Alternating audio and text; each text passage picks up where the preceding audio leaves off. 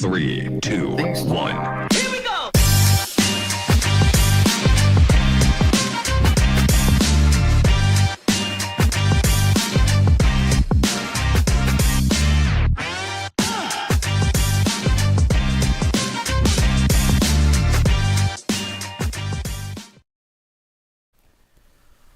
Hey, Hey, I think we're live. And there's Yeah. 5 people watching. 4 people. One person just said, the hell with this. I'm out of here. Hey, guys, I'm going to welcome. temporarily pull your root tube off and add it back in. My what? Your root tube stream says it's not. Oh, So my I'm gonna pull it RootTube out isn't for- going. and Yeah, try you to know add it what? back Because in. I haven't even set it up in RootTube. It's been so long since we've done a live stream. I've done a live stream. I forgot how to do it. I forgot how to hook up my camera, my microphone. My original microphone didn't work. Had to get a new microphone in. Yeah, I haven't done this in a while. So, and you're frozen, or at least your video is. Are you with me? Hello? I'm Gavin. here. Give me a sec. Yvonne, how you doing? Welcome to the chat.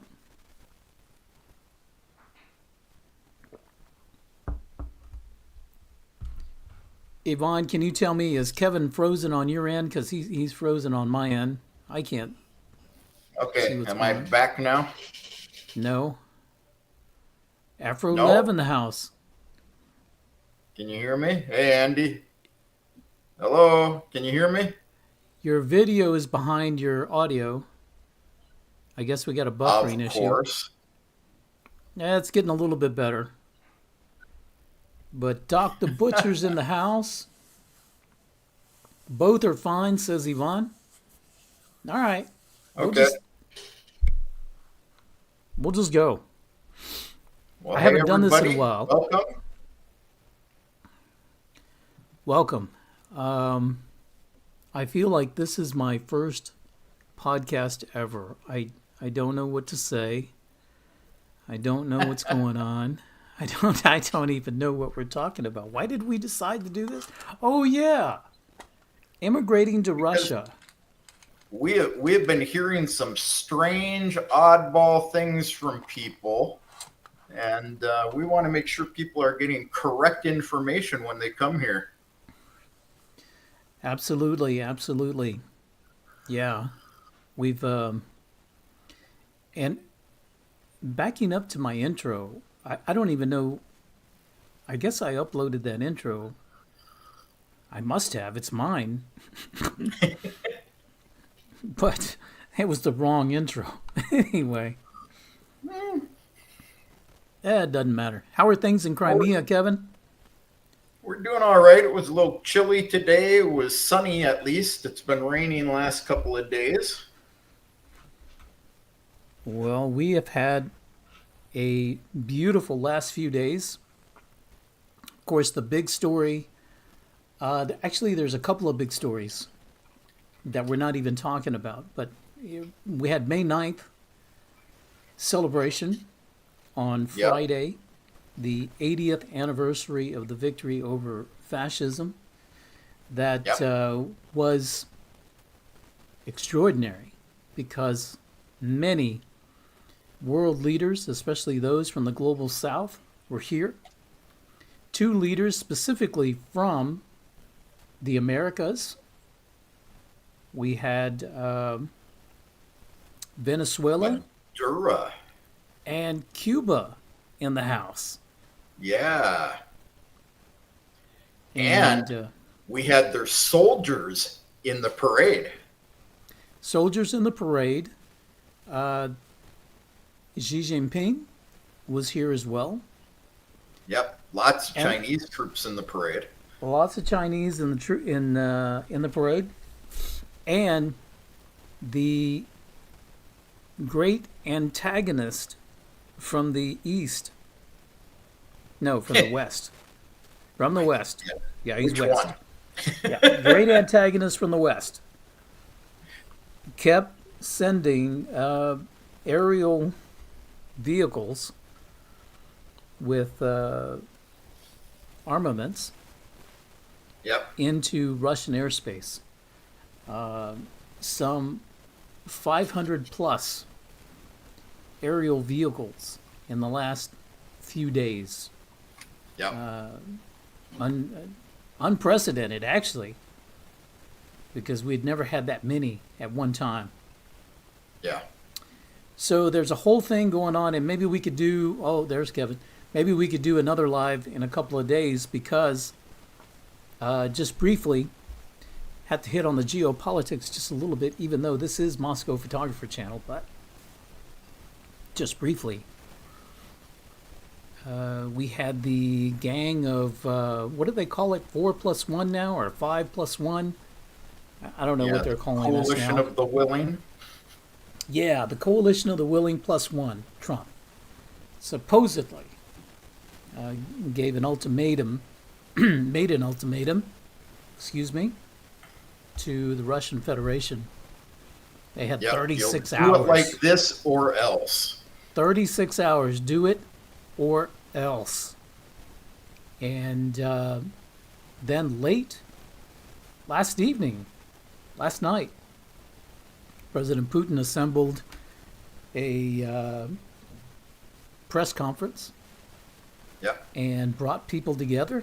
He didn't answer any questions that I'm aware of. He just made a statement, and his statement was basically a trump card because he was able to basically counter what the guys in Kiev had to say, and basically said, look, we were at the negotiating table in Istanbul in 2022. You guys pulled out. We've had a ceasefire that we agreed to with regard to energy infrastructure for Easter. And you violated it. And Easter you violated. Did and another Veterans Day they violated. Veterans, yes, exactly. So then Russia initiated a second ceasefire for the May holiday, or the Victory Day. Yep. That was violated. I mean, vehemently violated. So he says, look, we're not doing this ceasefire thing anymore. We're going to be in Istanbul on the 15th of May. You're welcome to the table. We'll meet you there. Bye.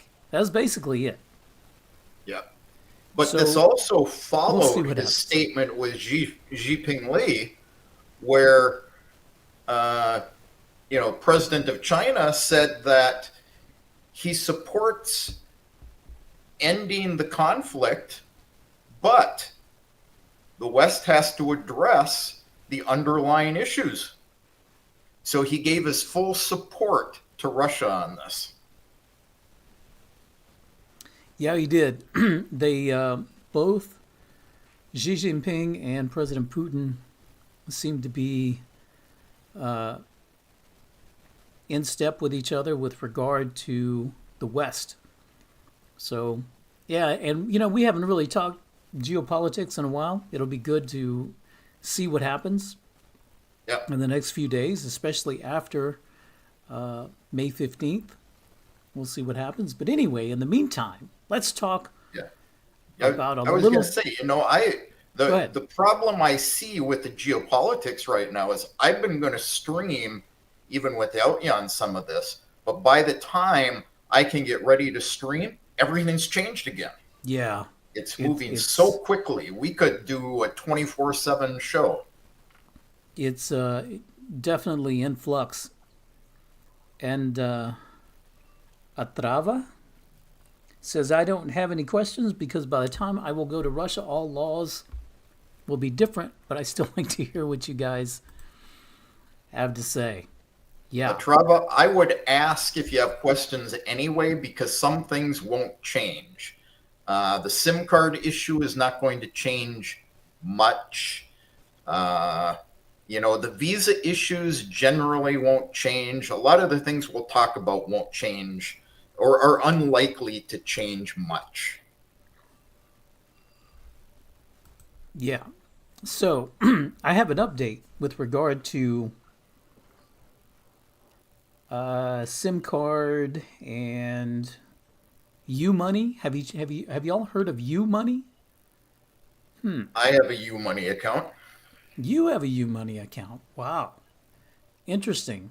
Well, okay, so the big Haven't buzz, heard this one. The eSIM one I know. So the big shoot. the big buzz is that July 1st, all foreigners in Russia must comply with the Russian regulation, with the Russian rules, and the Russian law. Let's just put it what it is with regard to having a SIM card in your phone with a Russian phone number. So, in order to have or to purchase a SIM card, or if you already have a SIM card, you must register that SIM card with the government. But before you can do that, you have to establish an account with the government. And this is in the form of what's called a SNILS. It's a Russian acronym. We won't get into what it is, but essentially it's like a social security number. Would that be Yeah, fair, Kevin? that's fair. So it's like a Russian social security number, and it establishes an account with the Russian government that identifies you specifically as a foreign citizen. And you have to tie your SIM card and phone number to this account. And before you can open a bank account in Russia, you must have a Russian phone number. So if Well, you the want to open a, SNILS has to be tied to Gosaslugi, which is the state services site, which keeps track of it'll have your passport in it, your SNILS. If you get an INN, which is a tax ID, all of that will be in your Gosaslugi account. I can open up my Gosaslugi on my phone, and I can see both my SNILS, my ENN, and verify that my phone number has been verified and is also tied here. So, anyway, all of that is going to basically come into play. and Now, actually for people coming into the country, you have to do that now. That's been in effect since January, but July 1st, everybody who's been in the country and has a SIM card has to has to register comply. and get all this stuff. Yeah. Yes. So, So this, have you heard anything changing in this new law for the 1 day issuance of the SNILS and the Gosaslugi and stuff? That was well, supposed to go into effect April 30th, but last I looked just a few days ago, it hadn't been passed yet. right. The best answer that I have been able to get is that Sparebank is working on a process where you would be able to go into their bank and in 1 day get everything. You would get a SNILS account, you would get registered with Gosaslugi, they would even sell a SIM card to you and then open a bank account all in 1 day. It is with regret that I state that this is not yet ready for prime time. It's not there yet. So What in the happened? last I don't know. So in the last several weeks that you haven't been live, I actually dug into that because I was hearing that as well. Mhm. And actually, Spurbank is not creating a system to do that. It is the federal government. And I streamed on this, I think, 3 Saturdays ago. So it's a new law proposed in the Duma that has gone through the legal process and everything and is ready to be signed by the Duma. It was originally supposed to be approved by April 30th, but it creates that an authorized representative of the federal government can get this done in one day. So essentially is what the law says is you can go to the multifunction center, you can get your SNILs, they will verify, they will set you up with your Gus Slugi account and verify it while you wait. But it'll be the federal government that does that. And in that one day process, then you can then leave and you can go to the bank, you can get your SIM card and you can get it. So the way the law is written, unless they modify it, it has to be the MFC that will be doing this. Okay. So anyone's interested, look on my stream it was 2 or 3 weeks ago. I've added the links to the law and everything, but it hasn't been signed yet. Yeah, so this is a very difficult process to do because there's many steps along the way. Now, you can do these steps as a foreigner. You can do these steps yourself. Absolutely. Yep. You don't need help from anyone. But there may come a point when you do need some help because you can get tripped up. Now, here's something that I need to tell everybody. Because I've had some folks come to me who have come into Moscow or Moscow area and wanted some help.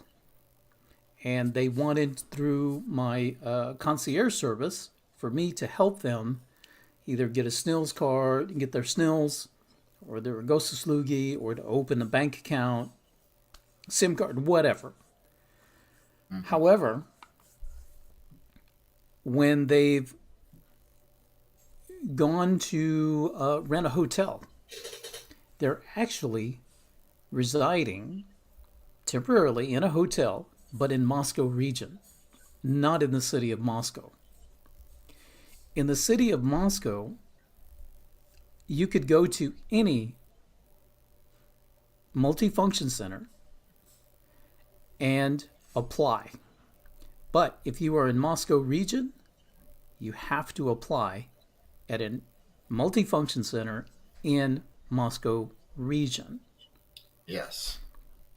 So that creates an issue because if you want me to go personally to help you, you're actually maybe very far away from me. So it makes it difficult for me to get out there to you. That's one issue that we've been having. The second is, not mentioning any names, but there's an American who came, did the whole process himself, no problem. He's very capable. However, when he went to register his biometrics with Sparebank, because he had a Sparebank account, has a Sparebank account, he went to his local Sparebank and they said, "Oh, sorry, system's down, come back tomorrow." He went back the next day and they said, "Whoops, sorry, system's down, come back tomorrow." Yeah, welcome to Russia. Okay? So he waited a couple of days and he said, "Hey, wait a minute. Maybe Sparebank has a problem. I should be able to go to any other bank and try it." So this time he walked into a VTB and they said, "Yeah, absolutely, the system works. Have a seat. We'll be right with you." Got it done. There are all kinds of stories of this happening. In fact, later this evening at about 11 p.m., there's going to be a video interview coming out with the very first family that has moved into the American Villages project that is run by Tim Kirby and Timur Beslanguerov. So you may want to watch that. But these guys had to wait well over 30 days just to get a Russian phone number because of some issues that they had had along the way. This could happen to anyone. So just be aware. Here's the thing, there's people in the Duma who understand that this is an impediment to people visiting Russia. However, it's not going to change. They're not going to change that rule. So it's going to stay in place for the foreseeable future. And we're just going to have to deal with it. Now, many of you, especially if you're coming from the States, your telephone service, your cell phone service in America may have a plan, an international roaming plan that is also eligible for roaming in Russia. I have T-Mobile, and T-Mobile, depending on the plan you have, also has international roaming here in Russia. And they have high-speed internet and data. It's pricey, but you can get it. So, and Google Fi has it as well, and they do not charge you for using it in Russia. It comes out of your plan minutes, and so my daughter has that. It works fairly well.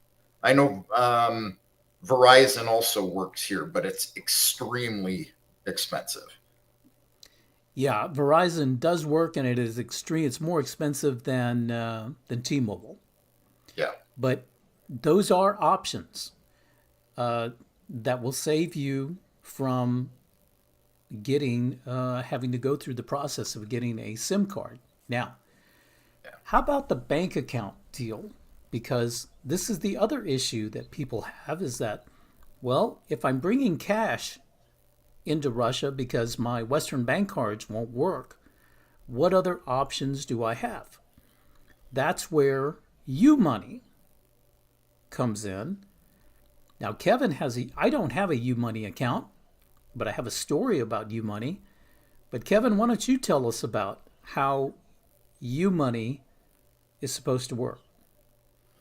Okay, well, U-Money, I don't know if they've changed the rules since I got mine. I got mine 5 years ago. And I know other people, foreigners who've gotten them. You can go online. You can apply for a U-Money account using an email, and they will email and they will tell you, they will give you a U-Money account. And you can access it online. You're limited to how much you can put in it. It's like 60,000 rubles maximum. And, that's enough to get you by for a while here. But you will also be notified you can raise that limit if you verify yourself with them. And you can make an arrangement where they will meet you, or you can go to their office if you're in the Moscow region, and they will look at your passport. They'll enter your passport information in, and then they increase your limits because you're a verified account. So I've had mine, like I say, for 5 years based on my US passport. And,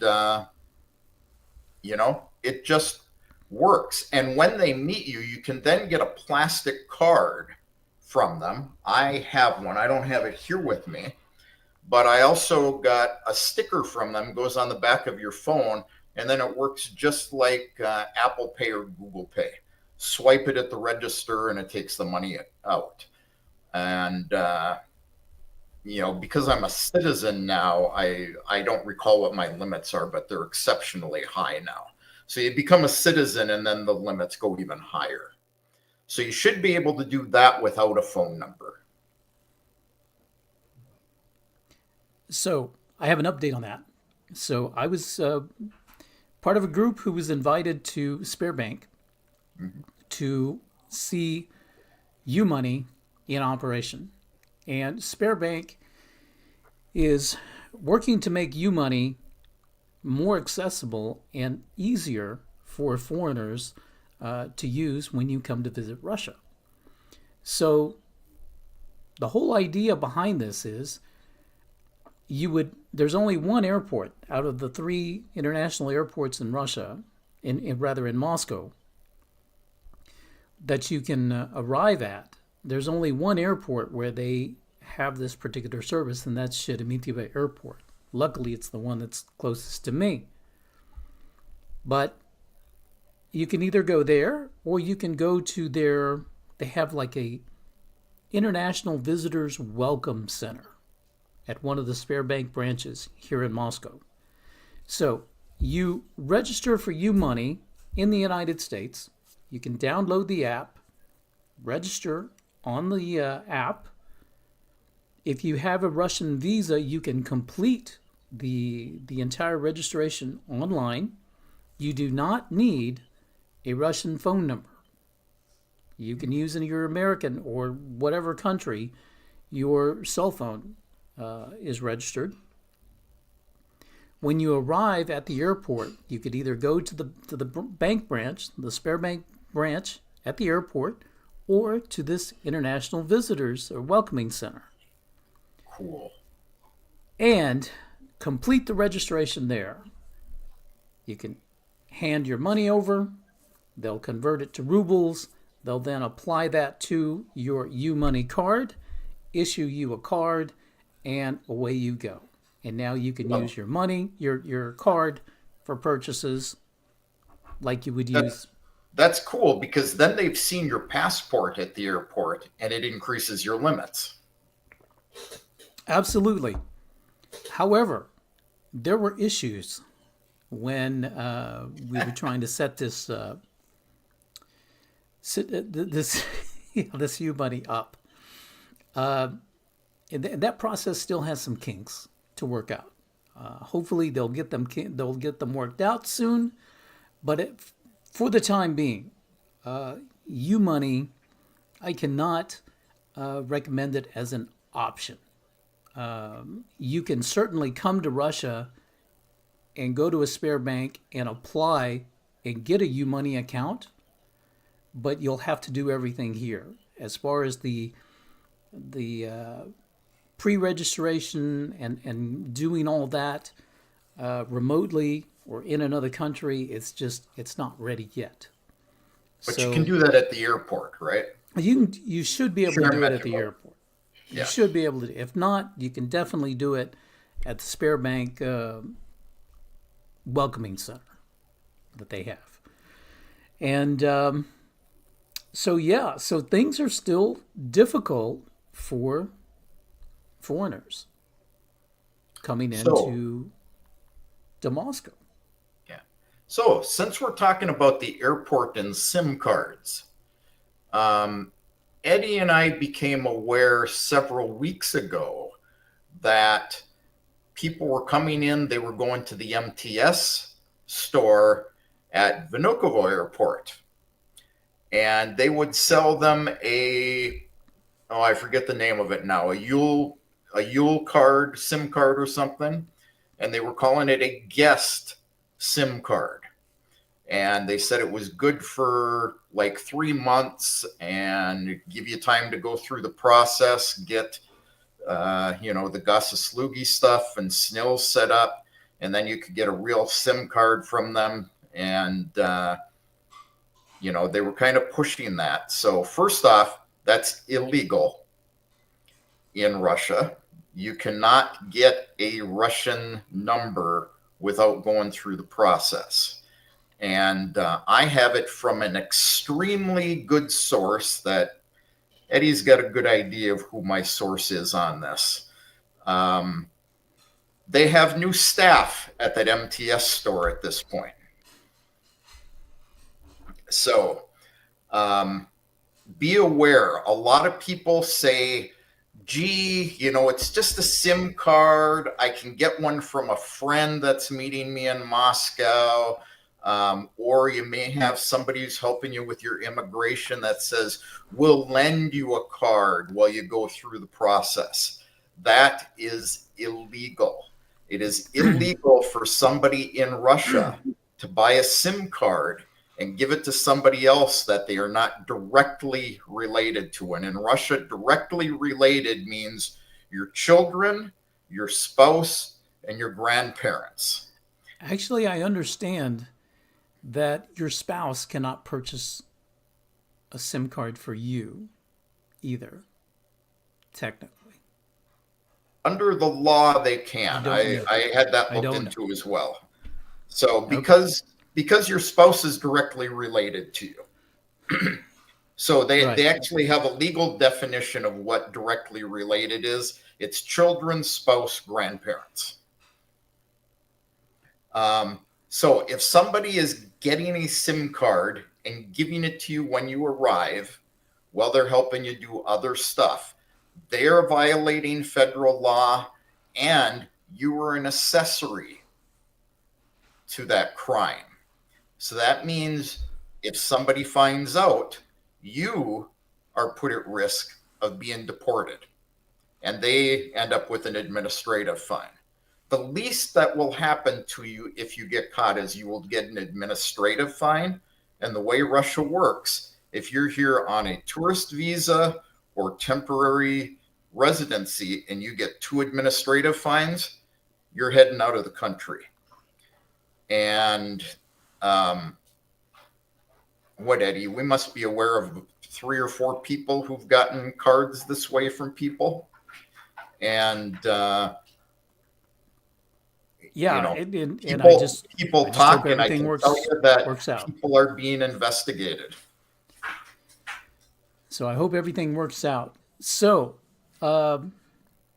here's basically what I'm saying. If you're coming to Russia to visit, which I hope you are, because you need to come and visit. Visit first. But realize that you do not need a Russian SIM card. If you have service back in the States, it's going to cost you a little more, but just make sure that you have international roaming and high-speed roaming, because as part of my regular plan with T-Mobile, let me explain this, I do get messaging and voice here in Russia, but my messaging is free. My calls are 25 cents a minute. That's pretty expensive. But my data is data speeds from 2010. It's like 3G, if that. It is very, very slow. Now, if I want high-speed internet, I've got to pay T-Mobile prime money, and then they'll turn it on over here, and then it just acts like a Russian SIM card. I mean, it's high-speed internet, but you're going to pay for it. So, but it's only for about a month at most. So it's a month. If you're here for 2 or 3 weeks, if you're paying $30, $35, even $50 for that high-speed internet on your phone, absolutely worth it, because you don't need the snills, you don't need any of that stuff. Okay, so consider that.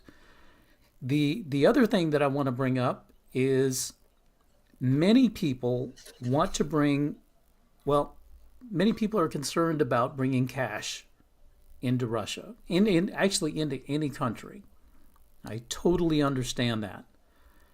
But given the way that the situation is now, with the sanctions in place, you really don't have much of an option. What do you say, Kevin? I would say if you are going to go and you're going to get the U-Money account when you arrive at the airport, bring some cash with you to last you for 3-4 weeks. Do not carry a pile of cash with you. There are no direct flights into the country at this point. contact me. We can arrange to get your money here. And I've got videos about that on my channel, or you can ping me in Telegram. And, beyond that first few weeks or month that you're here, we can get you your money here legally. Absolutely. Good point. Legal transfer of money. So, And there's my Telegram if you... those are the biggest issues right now with regard to any foreigner coming to Russia, especially those coming from America. Interesting, because I want to talk to. There's about 3 or 4 different Americans that I've actually consulted with through worryfreerussia.com that are now here in Russia. They came for the May 9th celebration, but I haven't had time to really talk to them to find out exactly how their visits are going, but I do want to follow up on them. And if you're in the live chat, and if you're one of these people, please let me know. How's it going? So Jam's got a question related to the SIM cards, and Otrana, we'll get to your question yet too. We're just not at that part yet. So Jam, a direct family member is your spouse, your children, your grandparents. So doesn't matter the age, your spouse, your children, your grandparents.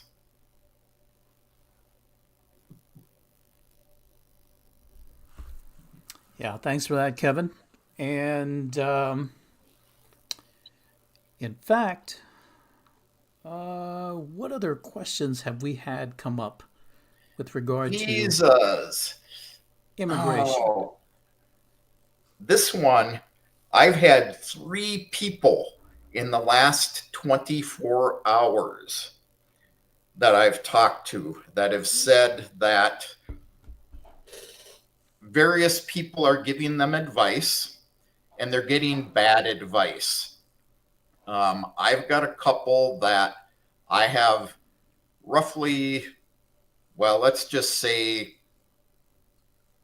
7 figures of money sitting in an escrow account for them. They arrived in Russia about a week or so ago.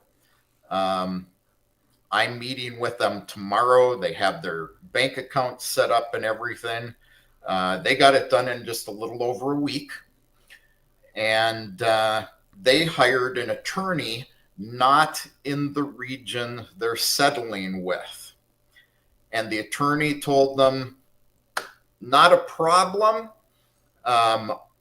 Pay me. I will do all the paperwork for you to apply for your residency. They're applying for residency in Crimea. And he said, not a problem. I'll do all the paperwork.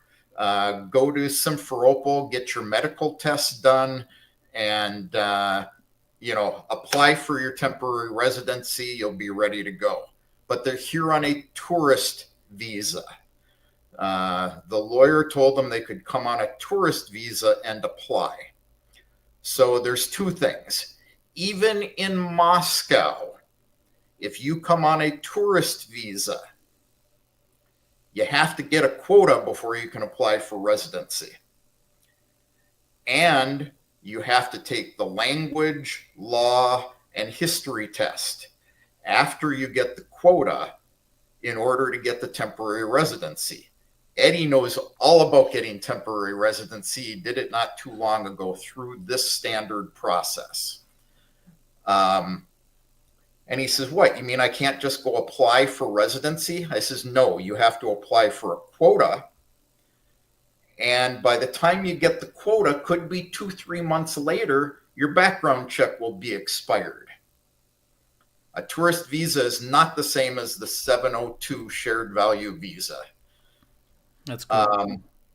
So in the case of Crimea, all regions The laws in Russia are broad enough. This lawyer told them all the laws are exactly the same across the country. They're not.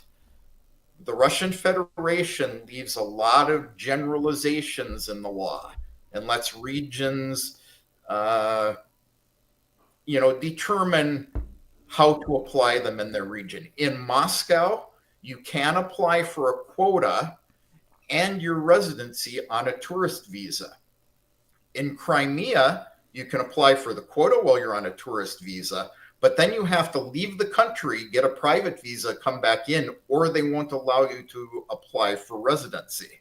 So you have to hire a lawyer or somebody who does this for a living in the region you're going to be in that actually does this and knows what the hell they're doing. So That's a yeah. that's a very good point, because if you are coming to Moscow and you hire an attorney in Moscow, then decide to rent an apartment or land in a hotel in Moscow region, your Moscow attorney won't be able to help you, because attorneys can only operate within a particular geographical area. So if you hire a Moscow attorney, they can help you in Moscow. But if you're registered, you're domiciled elsewhere, they cannot help you. Does that make sense? Or do I need to Let's clarify a little clarify it a little bit more? Yeah. So that If people you go understand. if you go to Michael Braden, he can operate in Moscow and Moscow region. It's kind of like the Bar Association in the United States. They have to be licensed in the region that they're operating in. Timur Beslangurov can operate in Moscow, Moscow region, and Nizhny Novgorod. So you have to be very careful. This guy who hired this attorney in another region, it's one of the regions they were looking at, but they wanted to come as tourists and look around first. He gave them bad advice for settling in Crimea. Now, I can't recommend an attorney in Crimea. However, my wife and I are tied into the immigration people in Crimea. Timur and Michael refer people that are coming to Crimea to my wife and I. We are not attorneys, but we know the people in immigration. We can take you there. We can introduce you. We can get you consultations with them. So that's one case of visa issues. The other one that I've run across several people that have done, and I'm thinking 3 different people now, is they are hiring somebody in Moscow who tells them that the easiest way to get residency in Russia is through asylum or refugee status, and that their passports will temporarily take their passport from the other country away from them. So a couple of things. Asylum status, refugee status does not give you residency. You have to go back once a year, and you have to prove once a year that you're afraid to live in the country that you come from. And God forbid, if relations had warmed with the United States, or if they go back to warming, all of a sudden, people from the United States on refugee status won't be able to say, I'm afraid to live there. Russia will say, well, we've resolved things. You can go back now. They do temporarily take your international passport from you, but they keep it until you leave the country. And when you leave the country, you lose your refugee status. So as long as you're living here on refugee or asylum status, you have no passport. You cannot leave the country, period. This is just the way it is. Do not come here. I know of somebody who spent 2 years trying to get his refugee status and finally got it. I also know of a couple who got refugee status using the same person, and they've been in the country for about a year and a half now. And, they haven't been able to leave the country for a year and a half. They have no passports. So if you're coming here, the easy way, if you're from one of the countries that is on the list, is to come on the 702 shared value visa.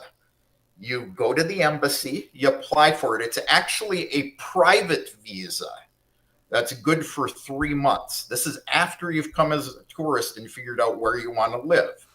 You come on that shared value visa, that private visa, and you're invited by the government itself. You have 3 months to go to the region you want to live in. You can apply the day you arrive for residency. You have no language test. You have no history, no law test. You simply fill out the paperwork, get your medical stuff done, and you apply. If you're coming to Crimea, you bring your shared value visa in your passport. You go to the immigration center in Simferopol, and they do everything right there. They translate your documents for you. They do your medical stuff. The girls there will even fill out your application for you for about 6,000 to 8,000 rubles. And you wait 10 days for your documentation to be translated and for the medical stuff to come back. You go back, you physically submit the application, and you're on your way to residency, 3-year temporary residency. So that's the easy way without all the BS around it. Do not come on refugee status.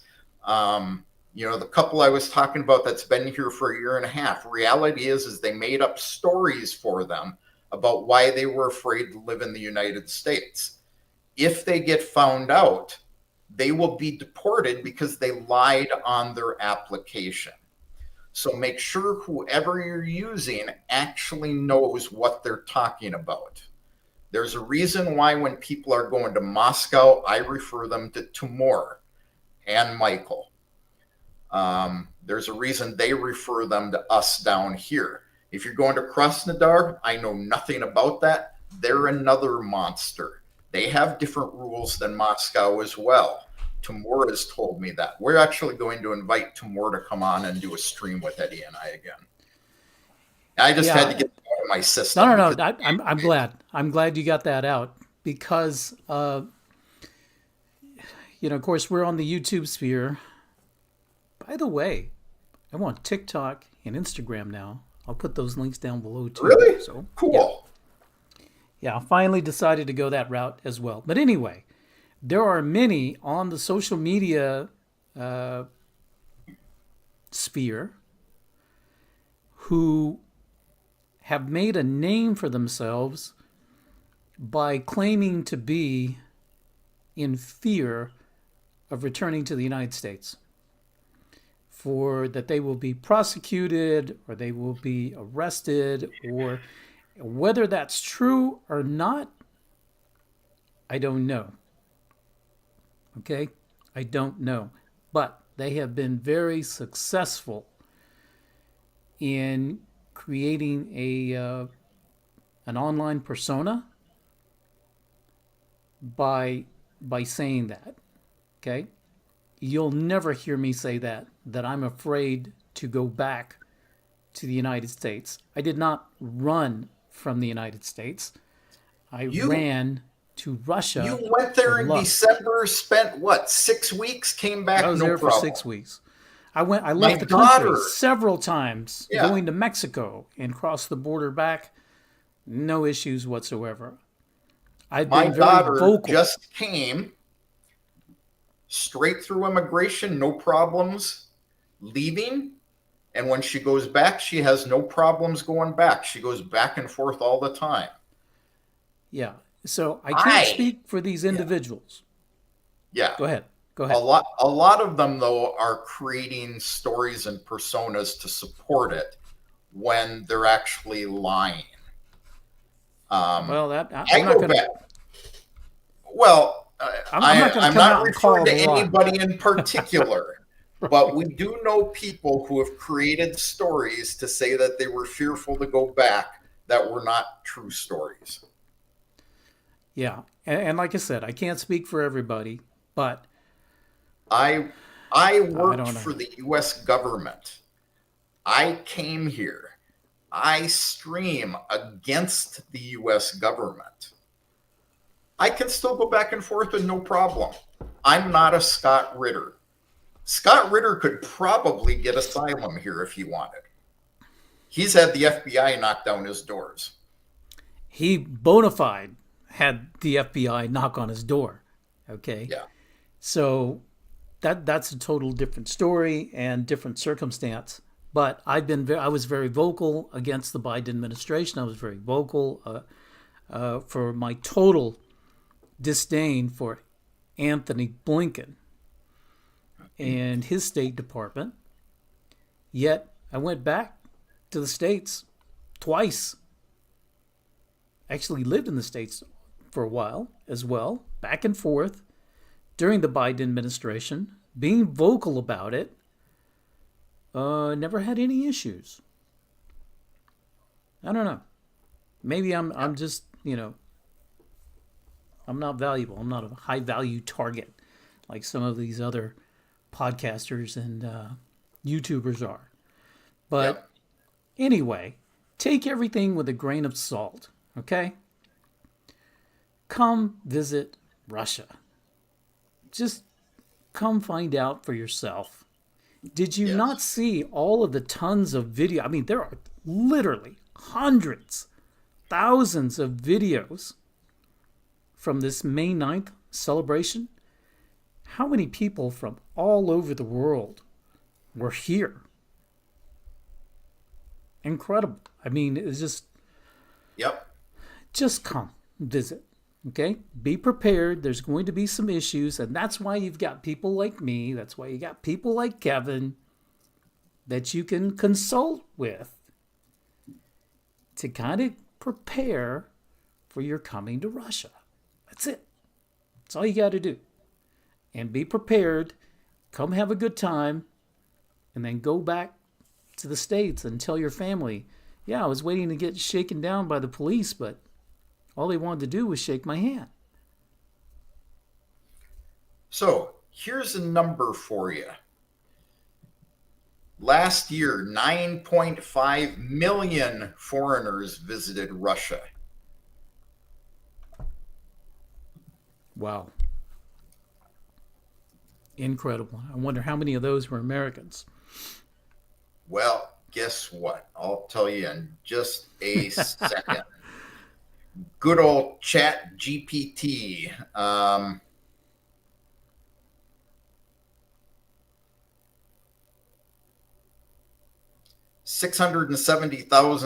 670,690. Wow. Little over 500,000. Yep.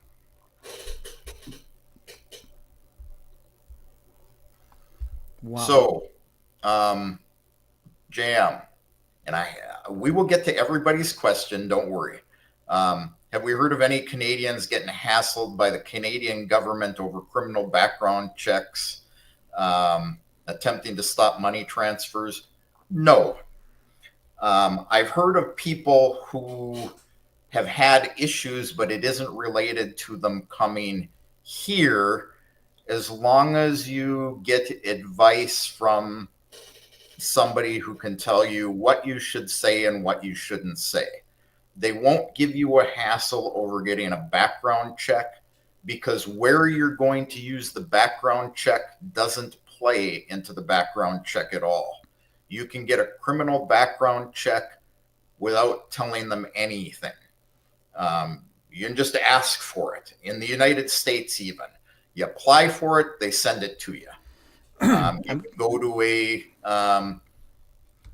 what do they call these guys that actually do the fingerprints and get them for you? It's too late for me to remember. But they have these authorized guys. You can go there. They'll scan your fingerprints, and 3 days later, you can pick up your background check from them. So So I documented this story that I'm about to just repeat one more time for especially those of you in the States worried about coming to Russia.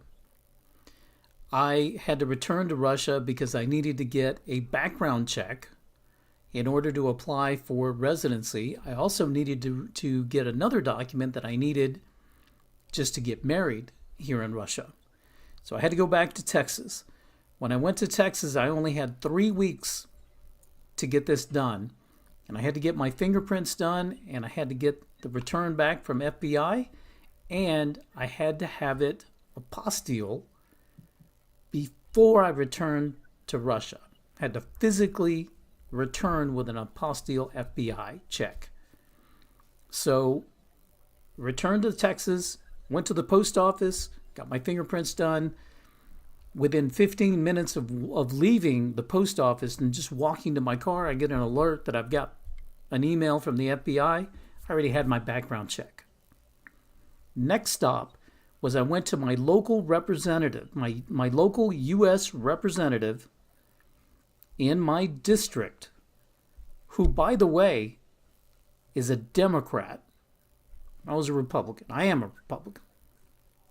Did not matter. I walked in and I said, I need help. And they said, what can we help you with? I said, I have a background check, an FBI background check, and I need an apostille. But I cannot wait the 11 weeks that the State Department says that it's going to take to get it done because I need to return to Russia. I live in another country. And I told them the truth. They didn't bat an eye. They didn't give me any indication that I was treasonous or less of an American or absolute professional conduct from, and this is Representative Gonzalez's office, District 33 in Texas. Absolute professionals. We filled in the paperwork. They said, we're going to help you. This is what you have to do. They gave me the instructions. I followed the instructions to a T. And within 7 days of me mailing my FBI background check to the State Department, I had received it apostilled, ready to go. I had follow-up emails with my representative's office. Okay?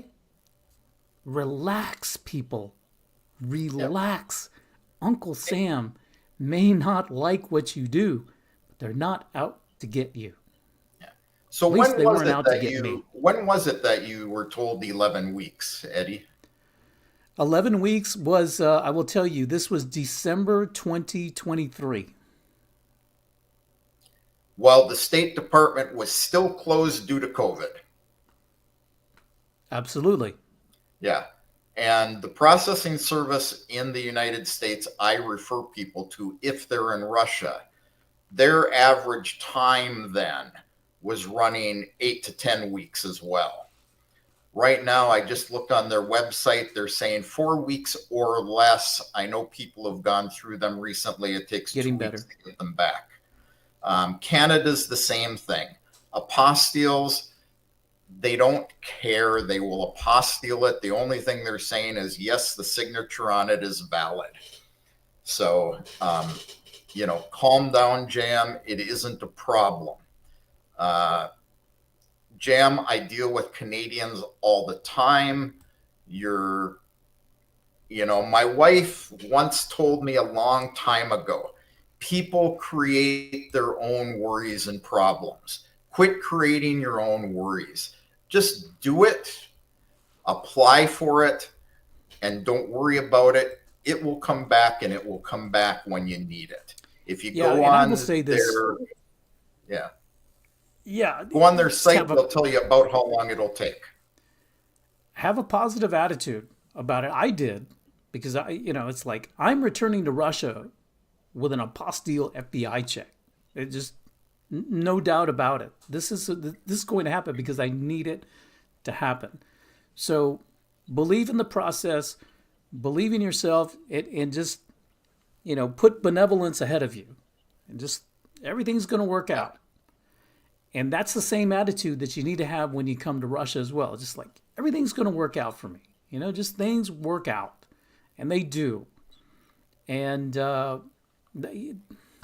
that's the best thing you can bring to Russia with you is just a positive attitude. Actually, no matter where you go, just go walk with a positive attitude. And the other part of your question, Jim, is money. Everybody who is taking money to bring it to Russia and they say the wrong things to the bank have problems. The government isn't. They have the same rules as the United States have, which are pretty much the same rules that Russia has. 10,000 US dollar equivalent you can carry with you. However, just like in the United States, Great Britain, France, Italy, Canada, banks will ask you what you plan to do with the money. If you tell them, I'm taking it to Russia to move, they aren't going to give you your money. If you tell them that you're going to buy a bag of illegal narcotics and spend $10,000 on it, they aren't going to give you your money. So you have to use your brain about what you're answering them.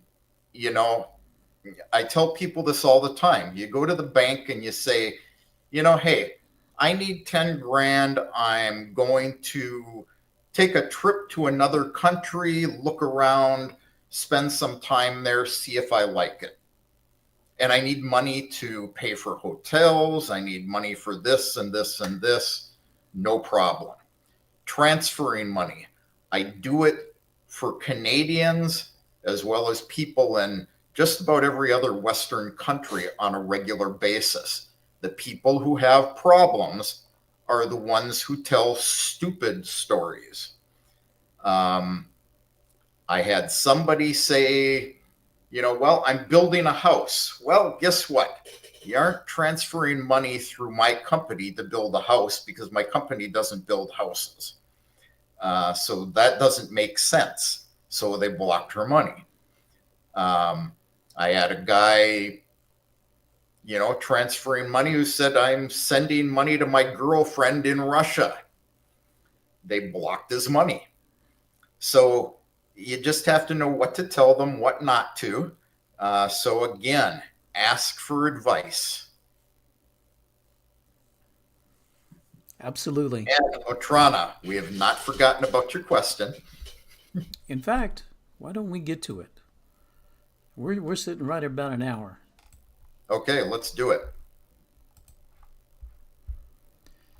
So, your desire is to move, live, grow old, and die in Primorsky Krai. That town is close to the Sea of Japan. Would the border restrictions apply there? Не знаю. How about you, Kevin? Well, I happen to live in a region we tell people all the time, and this is what people hear even from the government here, a foreigner cannot buy land in Crimea. That's not totally true. There are exactly two areas of Crimea that foreigners can buy land. It's not by the seaside. I can't tell you if you can buy land where you want to go, because I would need to know an exact address as to where you are going to buy land. There is a government list that lists every region of Russia and the parts of those regions where foreigners cannot own land. There's parts of St. Petersburg foreigners can't own land. And there's areas that you can own land. So it all really depends. You need a copy of the list. You need to find out exactly where you're going to live. And, that's the only way to determine it. Not much more to say about that, really. It just depends on where you're going to go. So come visit, find the section of town you want to live in and stuff, then we can check the list for you. Absolutely. And if you're thinking about wanting to visit Russia, it's a great time. Summer is almost here, even though it didn't feel like it this morning or even right now. I think it's about plus 2 or 3. Yeah, and a little rainy. But yeah, get yourself a tourist visa. This is the first thing to do. It doesn't take a long time to get a tourist visa if you're in the United States. Turnaround time is about 3 weeks. And if you would like some more information about it, you can go right here. Where is it? There. worryfreerussia.com, or over here to Kevin's side and get some more information there as well. And we can walk you through the process. Yeah, Otrona, I have the official list. Go to my Telegram, ping me, I can give you a link to it. Or I guess I should change what's underneath my name over here. But again, ping me here and I can give you the list. Telegram's the best way to get me. You can send me an email. It's in the About section of the American in Crimea YouTube channel. But I'm not real great at answering emails quickly.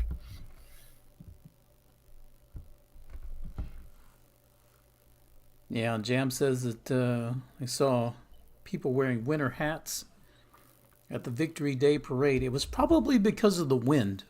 It really wasn't cold. It was a nice day. And let's see. Regis, can you talk about... Yeah, we've got 11 Celsius here right now, so it's been a chilly spring.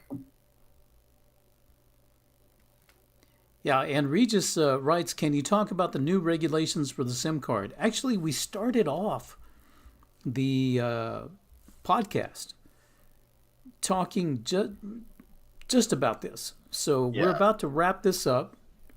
Rewind, watch it from the very beginning, and we'll have all that information. And if for some reason you don't get your question answered, is go to worryfreerussia.com and you can set up a consultation, and we'd be more than happy to spend some time with you and discuss your particular situation.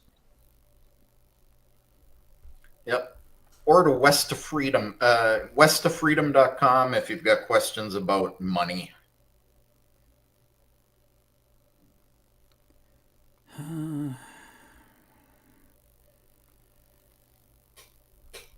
Let's see. What else Trona, you can write to me in about 30 seconds. Don't expect a response until tomorrow.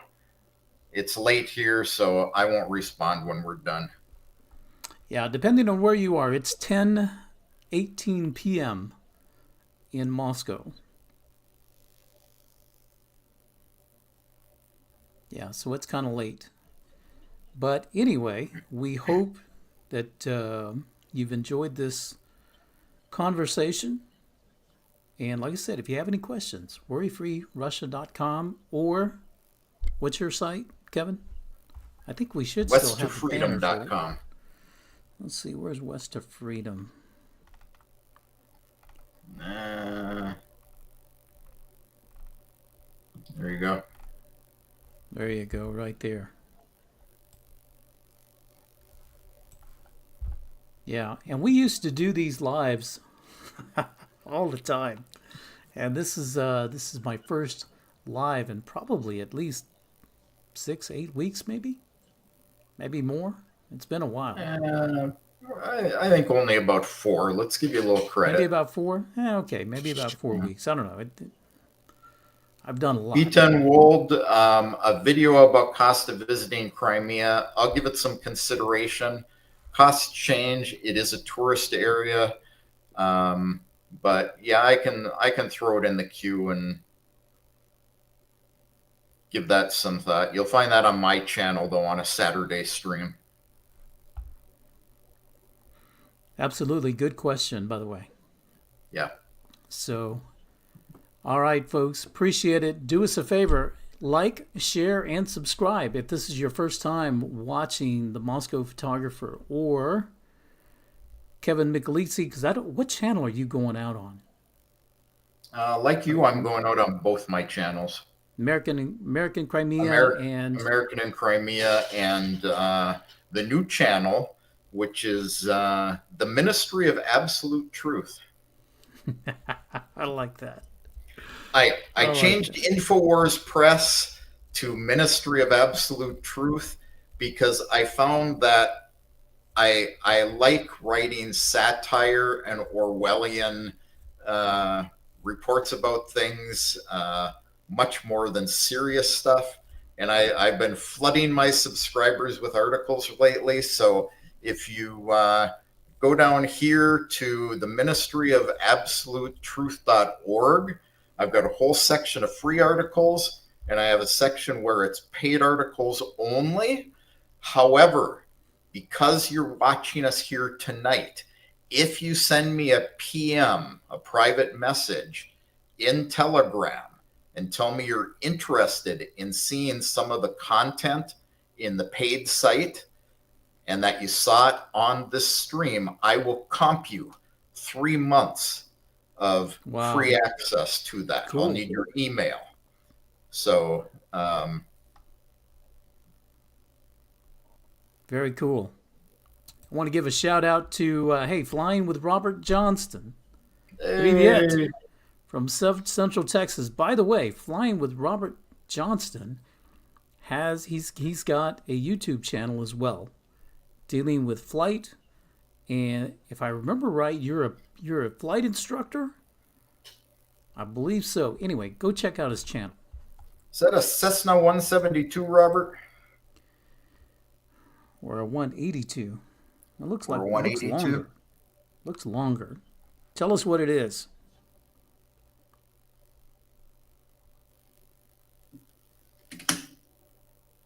Olya, we don't get into the Russia-Ukraine conflict other than from a geopolitical point of view. None of us support conflict between countries. Peace is much better, but let's leave it at that. Hey! Yeah, it is a 172. Okay, it looks a little bit longer. Hard to tell down there in the corner. Very, very cool. Started out on one of them. I never flew a 172. I spent some time in a 150. And was it a 152? I don't know. I can't remember. It's been a long time. I think I was like 19 years old. Yeah. My pleasure, my friend, my fellow Texan, Flying with Robert Johnston. Everybody go out and check out his channel as well. Yeah, I went from the 172. I worked up to a Piper PA-34 with my instructor. Loved flying that twin engine plane. 2 flight instructors in the chat. I guess Jam's an instructor as well. Jam is a flight instructor as well. Yeah. Welcome. All right. Maybe one of these days we can do something about aviation. And speaking of aviation, I just released a video about a couple hours ago. I went to I saw the air parade. That was the only thing I could see from Victory Day parade, because I'll tell you how this happened. I went down to Tverskaya, which is the main street where all the tanks and all the military vehicles headed toward Red Square go by. And usually it's open to pedestrians. This year, completely closed and blocked. So couldn't get up close and personal to the parade. And the only thing I could see was the air parade from a distance. So anyway, I did get some beautiful shots of the Su-30s from the Russian Knights and also the Su-25s. So go check them out. Yep. watched your video just before we came on. Oh, thank you very much. Oh, so we got multi-engine fun. We got Mitsubishi MU2 and THC3 on floats. Wonderful. One of these days, maybe we'll do an aviation. Eddie, Can you hear me gotta still? plug it into power. That's the first thing I did when I bought this camera. On your advice, was Do I still have audio? Yeah, you Do still I have have audio? I am. Okay, I can still talk. Yeah, I'm not even going to worry about changing the dang battery. But anyway. Yeah. First thing I did was buy the dummy battery with the USB-C plug. Yeah, I should have done that. Well, yeah, please stop this stuff you're doing. Yes. All stuff.